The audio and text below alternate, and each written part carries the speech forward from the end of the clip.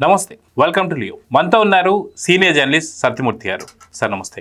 నమస్కారం అండి. సార్, సకల శాఖ మంత్రి మాజీ సజ్జల రామకృష్ణారెడ్డి గారు మళ్ళీ ప్రెస్ మీట్ పెట్టారు.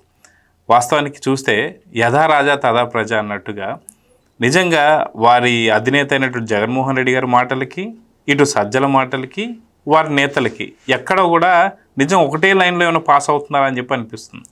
గతంలో ఇదే జగన్మోహన్ రెడ్డి 3 రాజధానులే ముద్దని చెప్పేసి అన్నాడు. మళ్ళీ తర్వాత సజ్జల రామకృష్ణారెడ్డి లేదు ఒకటే రాజధాని మా అధినేత ఒప్పేసుకున్నాడని చెప్పి అన్నాడు. మరి ఏంటి కట్టుబాటు గురించి ఏంటంటే లేదు అద్భుతమైన కట్టడాలు ఉన్నాయి, నిజంగా అంతకన్నా అవసరం లేదు ఇంకా రాజధానికి, ఆ ఉన్న 4 బిల్డింగ్ చాలు అని చెప్పేసి అన్నాడు. ఇప్పుడు ఈరోజు వచ్చిన ప్రెస్ మీట్లో లేదు తాత్కాలికమైన కట్టడాలు అవి కారుతున్నాయి, అవి వద్దు అని చెప్పి మాట్లాడుతున్నాడు. సో ఎలా అర్థం చేసుకోవాలంటారు వీళ్ళ మాటల్ని? అంటే అందరూ తెలుగుదేశం వాళ్ళు, మరి ముఖ్యంగా సజ్జల రామకృష్ణారెడ్డి సకల శాఖ మంత్రి అని అంటారు, కానీ మనం ఆ మాట మాట్లాడకూడదు. అతను అడ్వైజర్ టు గవర్నమెంట్. ఎందుకంటే అతను అసంబద్ధంగా మాట్లాడుతున్నాడు అని మనం కూడా అసంబద్ధంగా మాట్లాడకూడదు. అందుకని నేను మీరు అన్న దాంట్లో ఆ క్లారిఫికేషన్ ఇస్తూ ఉన్నా. పొలిటికల్ లీడర్లు అంటారు అతను సకల శాఖ మంత్రి, అన్ని శాఖల్ని కూడా ఆయనే అజమాయిషీ చేసేవాడు అని. అంతవరకు అది ఒక రకంగా కరెక్టే. ఎందుకు అంటే డైరెక్ట్గా హోం మంత్రిత్వ శాఖకు సంబంధించిన నిర్ణయాలన్నీ ఆయనే పర్యవేక్షించేవాడు. ఏది వచ్చినా, ఏ సబ్జెక్ట్ వచ్చినా కానీ ఆయనే వచ్చి ప్రెస్ కాన్ఫరెన్స్ పెట్టి చెప్పేవాడు, వివరణ ఇచ్చేవాడు. Including Vivekananda Reddy murder case, అదే కాక సెటిల్మెంట్లు కానీ, కాదమరు జత్వాన్ని ఎత్తుకురావడాలు కానీ, ఇవన్నీ కూడా అన్నీ కూడా. అంటే అందుకని ఆయన్ని అందరూ సకల శాఖ మంత్రి అని చెప్పి అన్నారు. మనం అట్లా అనద్దు. మనం ఏంటంటే ఆయన అడ్వైజర్, సలహాదారుడు అనే అంతవరకే సంబోధిద్దాం. సజ్జల రామకృష్ణారెడ్డికి ఒక అలవాటు ఉన్నది. ఆ అలవాటు ఏంటి అంటే, అతను ఒక జర్నలిస్ట్గా కూడా పనిచేశాడు కాబట్టి ఒక విషయాన్ని ఎట్లా సపోర్ట్ చేయాలి, అదే విషయాన్ని వేరే రకంగా ఎట్లా చెప్పాలి అనేది సజ్జల రామకృష్ణారెడ్డి చాలా బాగా చక్కగా ప్రాక్టీస్ చేసి దాన్ని ఇంప్లిమెంట్ చేస్తూ ఉన్నాడు. మనం చూసాం. సజ్జల రామకృష్ణారెడ్డి చెప్పిన మాటలు ఆ తర్వాత మార్చి చెప్పినవి చాలా ఉన్నాయి.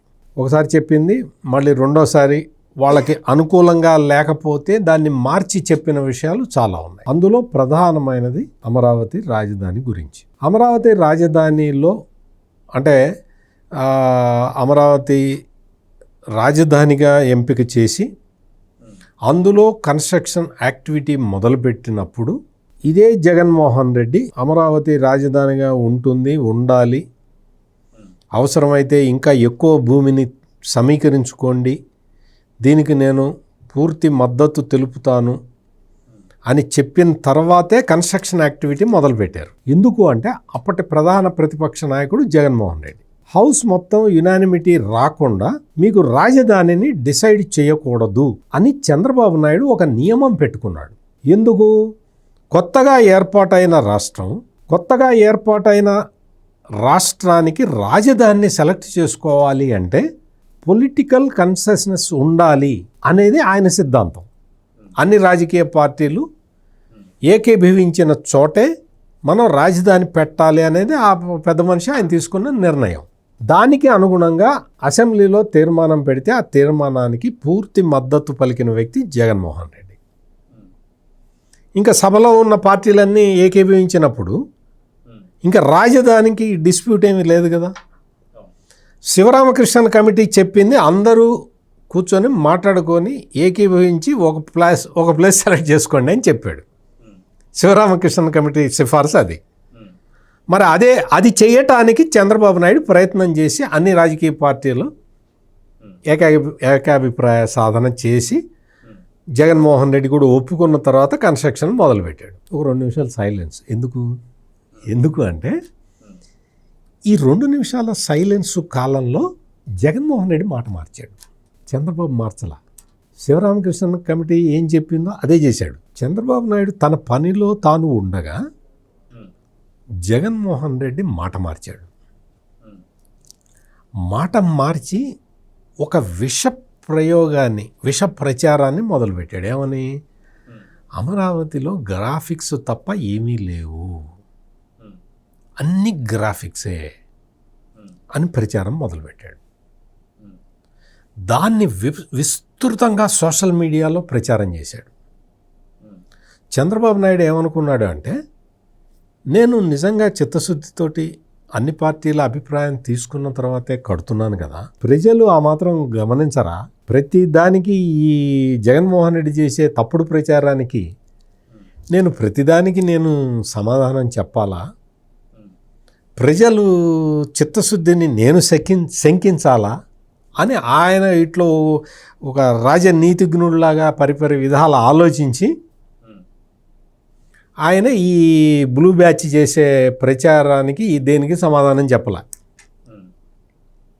దాంతో ప్రజలు ఏమనుకున్నారంటే, వీళ్ళింత పచ్చిగా వీళ్ళు ఎగబడి చెబుతూ ఉంటే అది అబద్ధం అని ఎవరు చెప్పట్లేదు, అంటే ఇది నిజమేమో అన్న ఒక అభిప్రాయానికి వచ్చి అమరావతి మొత్తం గ్రాఫిక్స్ అనేది ప్రజల్లో బాగా ప్రబలిపోయింది. కట్ చేస్తే జగన్మోహన్ రెడ్డి అధికారంలోకి వచ్చాడు. ఈ గ్రాఫిక్స్లో కూర్చొనే పనిచేశాడు. ఈ గ్రాఫిక్స్లో కూర్చొనే ఫైళ్ళ మీద సంతకాలు పెట్టాడు. ఈ గ్రాఫిక్స్లో కూర్చొనే ఆ గ్రాఫిక్స్లో తయారు చేసిన సిఆర్డిఏ చట్టాన్ని రద్దు చేశాడు.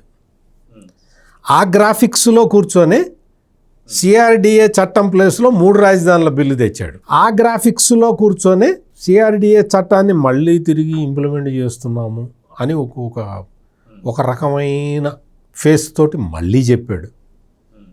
ఆ గ్రాఫిక్స్లోనే కోర్టు అత్యున్నత న్యాయస్థానం నడిచింది. అదే గ్రాఫిక్స్లో రాష్ట్ర పరిపాలన మొత్తం సాగింది. అదే గ్రాఫిక్స్లో ఈ అసెంబ్లీ నడిచింది. అన్నీ నడిచినాయి. మరి గ్రాఫిక్స్ ఎట్లా అవుతాయి సజ్జల రామకృష్ణారెడ్డి?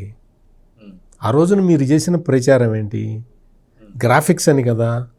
మరి అదే గ్రాఫిక్స్లో మీరు పాలన సాగించారు కదా.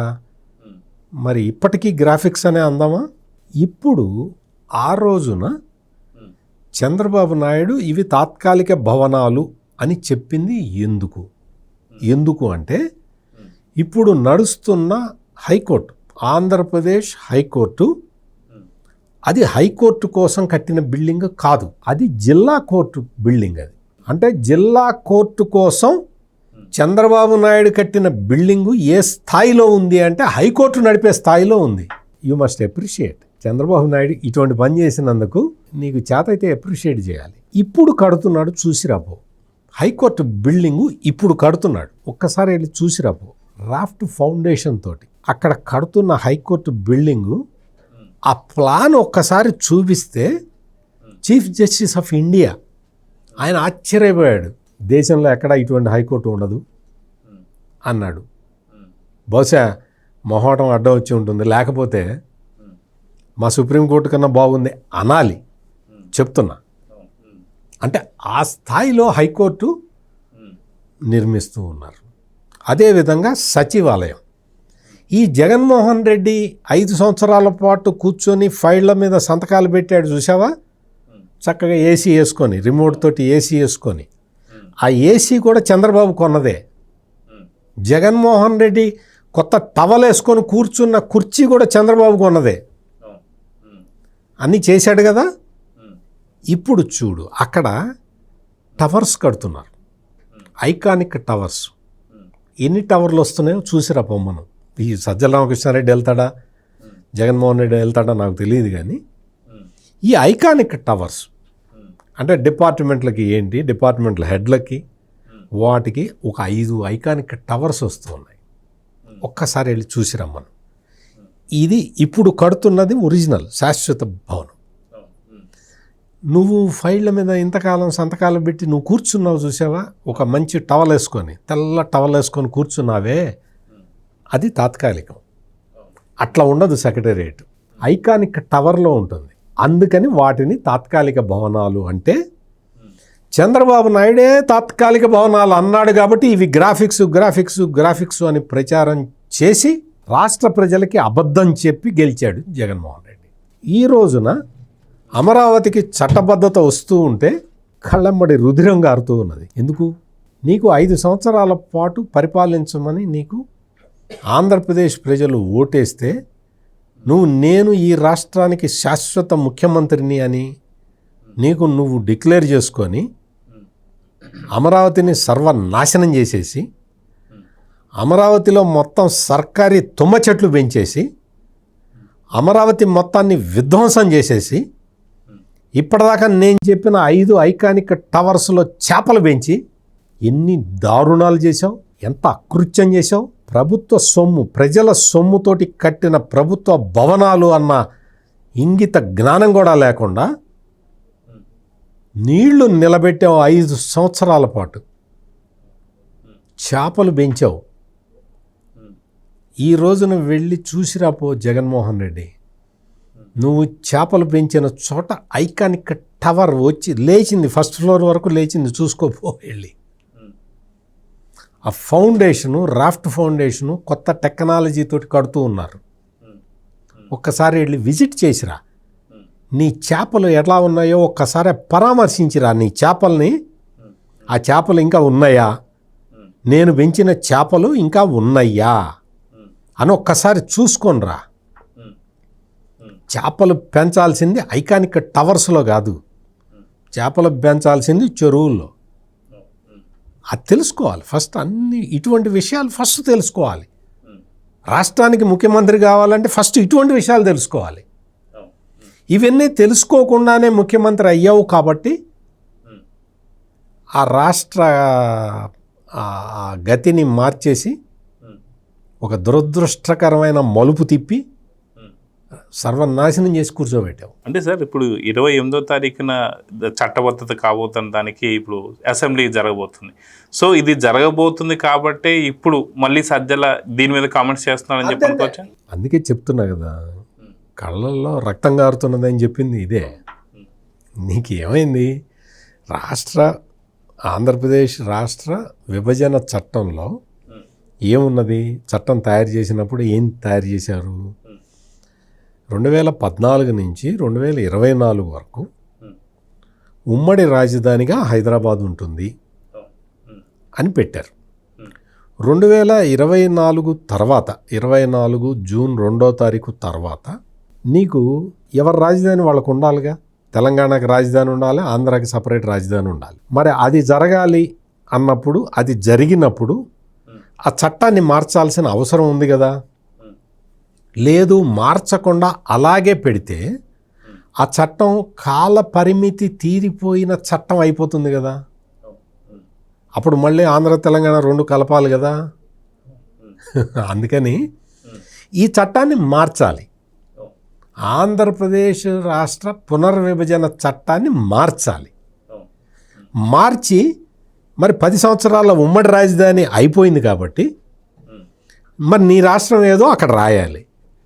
అది చేస్తున్నారు ఇక్కడ. ఇది ఏంటి అంటే 2018 నుంచి గుర్తించండి అని రాష్ట్ర ప్రభుత్వం రిక్వెస్ట్ చేస్తే అది చట్టబద్ధంగా అట్లా కుదరదండి. మీకు ఈ అపాయింటెడ్ డేకి 10 సంవత్సరాల తర్వాత వచ్చే అపాయింటెడ్ డే తర్వాత మా రాజధానిగా అమరావతిని గుర్తించండి అని చెప్పి మీరు మార్చి పంపించండి. మార్చి పంపిస్తే మేము ఆమోదిస్తాము. చట్టాన్ని, ఏది పునర్విభజన చట్టాన్ని మేము అమెండ్ చేస్తాము అని కేంద్రం చెప్పింది.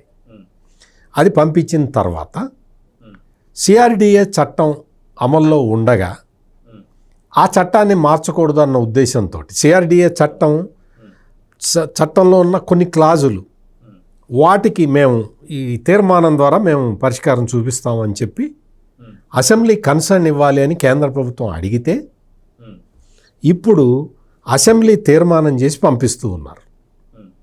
అసెంబ్లీ తీర్మానం కేంద్ర ప్రభుత్వానికి చేరగానే వాళ్ళు వెంటనే ఈ బడ్జెట్ జరుగుతున్న పార్లమెంటు బడ్జెట్ సమావేశాల్లోనే ఆంధ్రప్రదేశ్ పునర్విభజన చట్టానికి మార్పులు చేసి ఆ క్లాజులు మార్చి తెలంగాణ రాజధాని హైదరాబాదు, ఆంధ్రప్రదేశ్ రాజధాని అమరావతి అని అందులో స్పెసిఫిక్గా చెప్తారు. అట్లా చెబితే ఆ చట్టం లైవ్లో ఉంటుంది. అందుకని చట్టసభలు చేసే పనిని ఏం చేస్తున్నాయో తెలుసుకోండి. మీకు ఏదైనా వీలైతే మెరుగైన సలహాలు ఉంటే ఇవ్వండి. అంతేగాని చట్టసభలు చేస్తున్న పనిని ప్రజలకి వక్రీకరించి చెబుదాము అన్న దుర్బుద్ధి ప్రదర్శించమాకండి. దానివల్ల ఏమవుతుందో తెలుసా, ప్రజలకి మీలాంటి ఛానల్స్ ఉన్నాయి, నాలాంటి వాళ్ళని అడుగుతారు, చెప్తారు, తెలుస్తుంది అందరికీ. సజ్జల రామకృష్ణారెడ్డి, జగన్మోహన్ రెడ్డి ఏం చెబుతున్నారో కూడా చూస్తారు, ఎందులో లాజిక్ ఉందో కూడా అర్థం చేసుకుంటారు.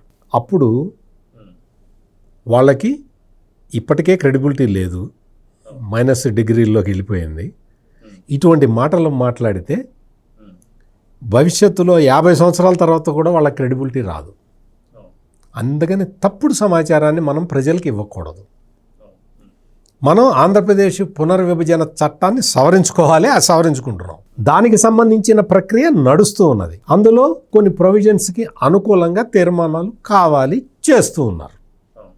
డోంట్ వరీ, మీరేమీ ఆందోళన చెందాల్సిన అవసరం లేదు. ఆంధ్రప్రదేశ్ రాజధాని అమరావతి అనేది శిలాశాసనంగా మారబోతున్నది. ఇంకా ఈ శాసనాన్ని అక్కడి నుంచి అంటే మళ్ళీ ఉలితో చెక్కి నేను మారుస్తాను అని ఎవడన్నా అమాయకుడు అనుకుంటే ఆ భ్రమలో నుంచి బయటికి వస్తే కనీసం మనకి మానసిక ప్రశాంతత అన్న మిగులుతుంది. అంతే తప్ప ఇప్పుడు జరిగే ప్రాసెస్లో కూడా లోటుపాట్లు ఎతుకుదాం అంటే నీ బతుకంతా వెతుకులాటలోనే గడిచిపోతుంది. ఆంధ్రప్రదేశ్ రాజధాని ఏది అంటే అమరావతి అని అందరూ గర్వంగా చెప్పుకోవచ్చు. సో చూద్దాం సార్, ఖచ్చితంగా సజ్జల రామకృష్ణారెడ్డి ఇప్పటికి కూడా ఏదో కుట్ర కోణం పన్నాలని చూస్తున్నారు, కానీ ఎవరి వల్ల కూడా కాదని చెప్పి చాలా స్పష్టంగా అర్థమైపోయింది. అతి తొందరలో చట్టబద్ధత కాబోతుంది కాబట్టి ఈ అక్కస్ అని చెప్తే అర్థమవుతుంది. సో చూద్దాం సార్ ఏం జరగబోతుంది. నమస్తే. నమస్తే. Please subscribe to Leo News for more videos.